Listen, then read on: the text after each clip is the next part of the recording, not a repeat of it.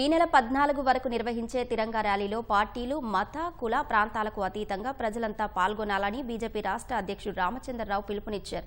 తిరంగా ర్యాలీలో భాగంగా necklace road నుంచి ట్యాంక్ బండ్ అంబేద్కర్ విగ్రహం వరకు 10,000 మంది విద్యార్థులతో ప్రదర్శన నిర్వహిస్తామని పేర్కొన్నారు. హైదరాబాద్ నాంపల్లిలోని బీజేపీ పార్టీ రాష్ట్ర కార్యాలయంలో స్టేన్లతో హర్ఘర్ తిరంగా నిర్వహణపై సమావేశం నిర్వహించారు. హర్ఘర్ తిరంగా కార్యక్రమ కమిటీ ఆధ్వర్యంలో ప్రత్యేక కార్యక్రమాలు నిర్వహిస్తున్నామని రామచంద్రరావు వివరించారు.